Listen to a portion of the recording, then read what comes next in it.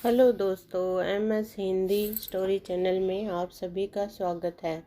आज हम रविवार की कहानी कहेंगे, सूर्य भगवान की।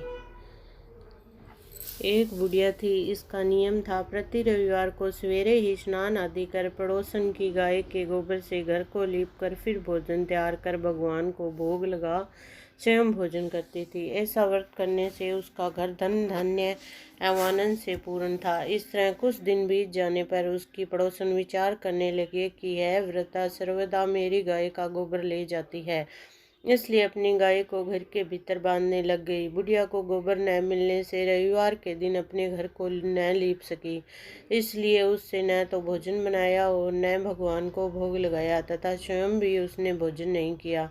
इस प्रकार उसने निराहार व्रत किया। रात्रि हो गई, वह भूखी सो गई। रात्रि में भगवान ने उसे स्वप्न दिया और भोजन न बनाने तथा भोग न लगाने का कारण पूछा। वृद्धा ने गोबर न मिलने का कारण बताया।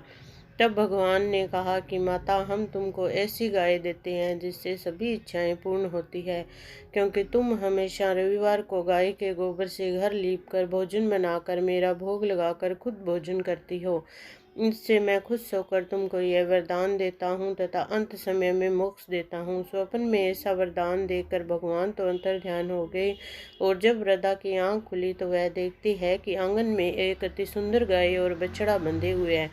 वह गाय और बछड़े को देखकर अत्यंत प्रसन्न हुई और उसको घर के बाहर बांध दिया, वहीं खाने का चारा डाल दिया। जब उसकी पड़ोसन ने बुढ़िया के घर के बाहर एक अति सुंदर गाय और बछड़े को देखा तो द्वेष के कारण उसका हृदय जल उठा तथा जब उसने देखा कि गाय ने सोने का गोबर दिया है तो वह गाय का गोबर ले गई और अपनी गाय का गोबर उसकी जगह पर रख गई। वह नित्य प्रति ऐसा ही करती रही और सीधी सादी बुढ़िया को इसकी खबर नहीं होने दी तथा सर्वव्यापी ईश्वर ने सोचा कि चालाक पड़ोसन के कर्म से बुढ़िया ठगी जा रही है।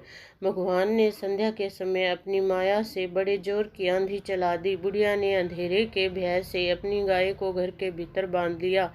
प्रातःकाल उठकर जब वृद्धा ने देखा कि गाय ने सोने का गोबर दिया है तो उसके आश्चर्य की सीमा न रही।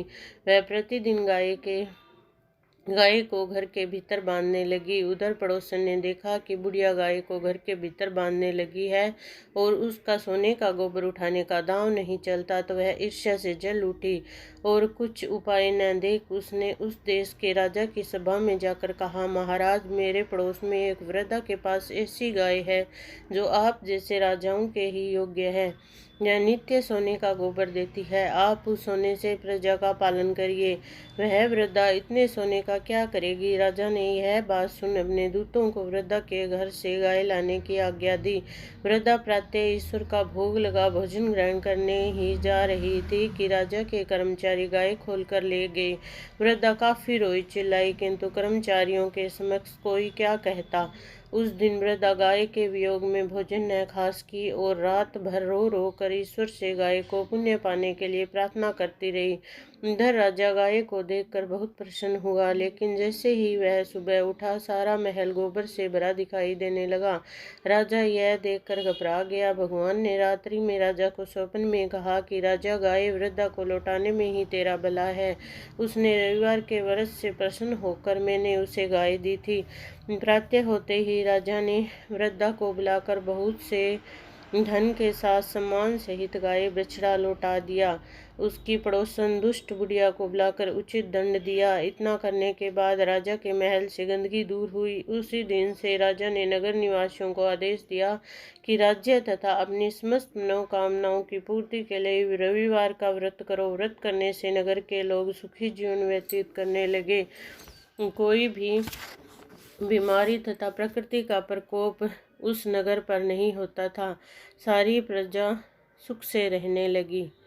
हे दोस्तों, अगर आपको कहानी अच्छी लगी तो मेरे चैनल को लाइक एंड सब्सक्राइब करें प्लीज़।